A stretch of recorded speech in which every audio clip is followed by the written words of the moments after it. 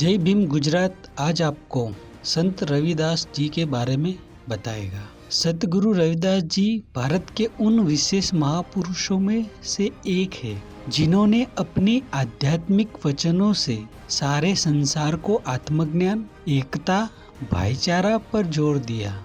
जगत गुरु रविदास जी की अनूप महिमा को देख के कई राजा और रानियां उनकी शरण में आकर भक्ति मार्ग से जुड़े। जीवन भर समाज में फैली कुरीति जैसे जात पात के अंत के लिए काम किया। रविदास जी के सेवक उनको जगत गुरु, सतगुरु यदि नाम से सत्कार करते हैं। गुरु रविदास का जन्म काशी में माघ पूर्णिमा दिन रविवार को सन 1433 को हुआ था। उनके जन्म के बारे में एक दोहा प्रचलित है। 14 से 33 की माघ सुदी 15 दुखियों के कल्याण हित प्रगट श्री रविदास। उनके पिता रघु तथा माता का नाम दूरवीनिया था।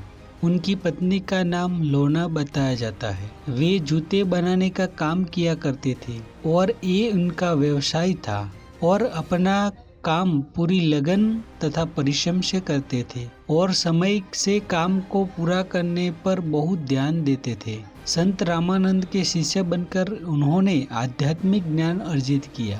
प्रारंभ से ही रविदास जी बहुत परोपकारी तथा दयालु थे और दूसरों की सहायता करना उनका स्वभाव बन गया था। साधु संतों की सहायता करने में उनको विशेष आनंद मिलता था। वे उन्हें पर्याय मूल्य लिए बिना जूते भेंट कर दिया करते थे। उनके स्वभाव के कारण उनके माता पिता उनसे अप्रसन्न रहते थे। कुछ समय बाद चाचा चाची ने रविदास को उनको और उनकी पत्नी को घर से भगा दिया। रविदास ने ऊंच नीच की भावना तथा ईश्वर भक्ति के नाम पर किए जाने वाले विवाद को निरर्थक बताया और सबको परस्पर मिलजुल कर प्रेम पूर्वक रहने का उपदेश दिया। वे स्वयं मधुर तथा भक्तिपूर्ण भजनों की रचना करते थे और उन्हें लोग भाव विभोर होकर सुनते थे। उनके दोहे कृष्ण करीम राम हरि राघव जब लगे एक न पेखो, वेद कतेब पुराण पुराण सहज एक नहीं दिखो, चार वेद के करे खंडोती जन रविदास करे दंडोती। उनका विश्वास था कि ईश्वर की भक्ति के लिए सदाचार, परहित भावना तथा सहव्यवहार का पालन करना आवश्यक है। अभिमान त्याग कर दूसरों के साथ व्यवहार करने और विनम्रता, शिष्टता के गुणों का विकास करने पर उन्होंने बहुत बल दिया। उनके भजन तथा उपदेश से लोगों को ऐसी शिक्षा मिलती थी जिससे उनकी शंकाओं का समाधान संतोषकारक मिलता था। लोग उनके अनुयायी बन जाते थे। उनकी वाणी का उतना व्यापक प्रभाव पड़ा कि समाज के सभी वर्ग के लोग उनके प्रति दयालु बन जाते थे।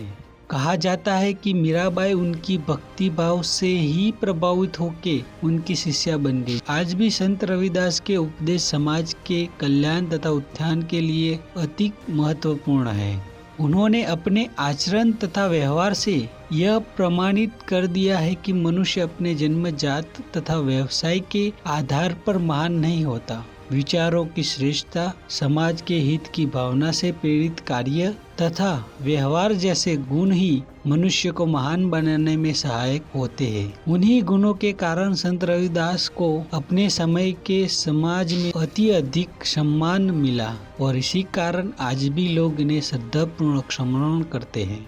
रविदास जी के 40 पद गुरु ग्रंथ साहिब में मिलते हैं।